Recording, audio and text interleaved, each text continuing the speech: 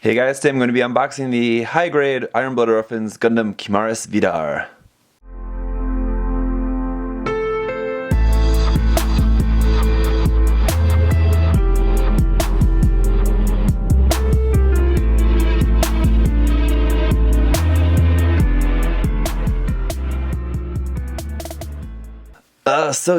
Unfortunately the Vidar is gone and we're back to kind of more so like the Kimaris, but it's still definitely a sort of weird hybrid, I guess. So, but between the two, it's definitely more similar to the Kimaris than the Vidar. But this is a very interesting design. It really just came out of nowhere. I didn't even actually ever have a chance to talk about this in Gunpla News, just because it was announced and then released in less than a month. So that was pretty wild. Obviously, it has a lot to do with the story. They couldn't give anything away by obviously showing this design. I think if they would have shown the design, if they would have shown it with that lance, obviously it would have been very Kimaris-esque, but if they would have shown it without the lance, I really don't think anyone would have made the connection right away, especially if it was not in color. They just showed like prototype images without the lance. I don't know if anyone really would have made the connection that it's like the reincarnated Kimaris, but I don't know, who knows. Anyway, it's a really interesting design. So I don't know, there's a lot that I actually really don't like about this, but I feel like it's a design that, given some proper kit bashing love, could maybe like it a little bit more by just mixing and matching some of the parts of it that I like and don't like. But I don't know, who knows? There's been kits that I've not gone into liking very much, and then after building it, I ended up liking it quite a bit. So we'll see. Anyway, so here we've got the now very two-faced looking Gaelio here on this side. It's definitely got that sort of two-faced look going there, almost like he's half Gaelio and half Ein there. I imagine that's intentional, but then again, I am like 2 episodes behind currently, so I actually haven't seen too much of this, as it's just only come out recently. Alright, so going on to the side, this is number 35 in the line. They've really been pumping out these kits. Here on the bottom, what the kit is going to look like on the front and back when it's all painted up. Very odd decision to make the legs black, I gotta say. The color scheme on this kit is quite unique. Anyway, it has the hand for the drill lance. It's just a special hand for holding that with the thumb extended. It makes for a really good like thumbs up pose if you wanted to do that. And then it has like the sub arms for these like shields, can actually connect into that. And then you have the drill lance like shooting this thing. What is it called here? The Daneslave? I really don't know how to pronounce that. Sorry. And then it also has these drill knees. Yeah, I'm not sure. From what I've seen, I think it maybe only comes with 1 drill knee part, so I think you can't actually do like 2 drill knees at once, which I don't know if you'd really ever want to, but I don't know, we'll see when we open the box, I suppose. And then it also has a new sword. Even the sword is kind of an odd shape that I would normally like a sword like that. Like I like the just plain, simple, like one-piece sword that came with the original Barbatos kit. This one's got a kind of odd shape that I'm not really too into. Here on the side, other side, we can see it paired up with some different option weapon parts with the Buster Sword, and then with the backpack from the original Kimaris, the Kimaris Booster, the Battle Blade from another set there, and then matched up with the Gundam Bale. And the list price of 1,400 yen for this. The one thing that I've seen online is that black plastic is also kind of new, odd, different kind of plastic, so I'm very interested to see what that's like. Here I can see there is only 1 drill bit there, so we'll get a look at all these runners here individually in just a moment, all looking kind of very Kimaris-esque. And there is that new interesting plastic, so we'll get a look at that in a moment. Alright, the manual, we got the box right there on the top, on the bottom. Gaelio Baldwin there, it's showing him unmasked and masked. I don't really know what the point of it is showing him with the mask. Kind of seems like it would have made sense to show him without that, but anyway, as he's cast off his mask by now. And then here we've got the Gundam and some information about the Gundam there in English if you want to check that out. I'm sure it's all already on the Gundam wiki page. You can find all that information on there. Here's our parts list. And as you can see, we're going to be using everything except for a few of the polycaps. So all new for this kit, except for the Gundam frame, I suppose.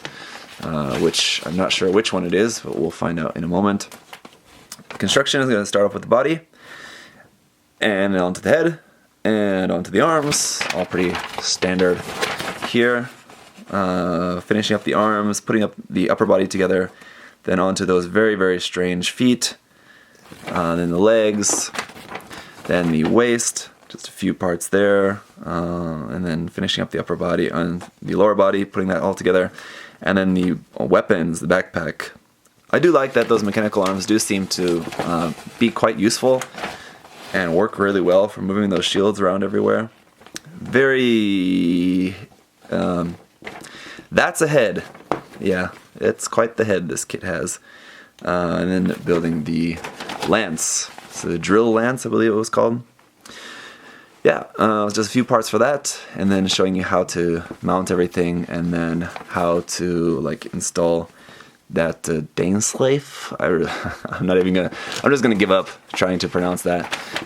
Yeah, you can mount that into like the shield part, and then it kind of acts as it's like kind of loading that into the drill lance. Just kind of cool. I'll admit that's a cool thing that it can do. It's a cool gimmick for sure. But let's get a look at the runners. Alright, so here we got our foil sticker sheet, and as you can see, just got a couple of stickers there for the eyes, and then a couple of these little gray ones here. Not really sure where those are going, but some smaller color apps. These really cool like emblem logos there with the horse on that on the shields. Those look pretty nice. I mean, obviously horse size would be nicer, but yeah, that's what we got. Then we got these really huge, awful looking ones. Those, I know those go on like the upper arm, or not like the upper part of the lower arm. Anyway, those go on the arm, and they're not going to be fun. And then we got a couple of yellow ones. That's pretty standard. I think those go on the front skirt. PC002 for our standard polycaps in kind of a little bit different gray. It's similar kind of tone, but it's a little bit different, slightly darker gray. And then we got the same color here for runner A. So this is IBO Gundam Frame 2, which I believe is from the original Kimaris kit. If I remember correctly, though, I suppose I could be wrong about that. It's hard to keep track. Anyway, basically I'm just dumb. And this is a nice color for this. It's slightly bluish, and definitely a little bit darker than just the standard gray we usually see. And it's definitely not like that brownish gray we see like for the frame of the Gundam Barbatos and things like that. And then for runner B, here we've got a nice big full 4-color runner. Got a few white parts here for around the head and the collar, some yellow parts here for some accents and going underneath the skirts, and then for the weapon, some same kind of dark gray parts here for some new parts for the frame, I guess, part for the hand, part for the drill, part for the Daneslave there that are going to be going into the shield parts and then loading into the drill lance, and then some of this like a purple color here, and you can see there on the shield is where that sticker is going to fit into that molded detail there. So that sticker is not just going to lay on top of a flat piece, it's actually going to fit down into a molded detail there on the shield, which is kind of interesting. Like if you didn't want to actually use that sticker, then you're left to have to fill that in with putty or something, which is kind of annoying. Kind of wish they would have just made that flat, but hey, anyway, this yellow, or it's not the yellow, but this purple I'm noticing is also a little bit more flat. I know some people have also pointed out that the kind of black dark color is a little bit more like matte finish in the plastic quality. This purple, I think, as well, is a little bit more matte than usual, I'm noticing. And so here is that kind of newish sort of plastic here on the C runner. This is another completely new runner here for this one, all in this very dark brown color. It seems like it's supposed to be black, but it's definitely a very dark brown. So very like a really dark maroon color here. So that's kind of odd color choice. But yeah, this color definitely has a more matte finish to it, which is kind of interesting. Let me see if I can show it to you guys. I don't know how well it's going to show up on camera, because you're still seeing like some glare from my lights and stuff, but it's definitely got a little bit of a different finish to it than what we're normally used to seeing. But then finishing it up here with runner D, these parts are in an off-white color, so like similar with the Kimaris before, how it had, I think it was the Kimaris Trooper actually that had like a few like white accent parts, then among like the kind of off-white, it looks pretty nice around the head and areas like that. So this one should also look pretty cool to see that. So yeah, all pretty nice details here. It's got some cool shapes and stuff going on. So yeah, so that's it for unboxing the Gundam Kimaris Vidar. Like I said, my initial reaction to the design of this kit is that I really don't like the design, but I think that has a lot to do with the colors.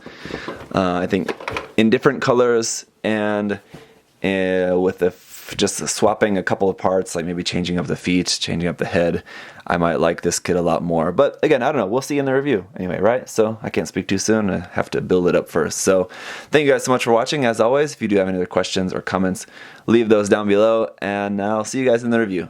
Bye-bye.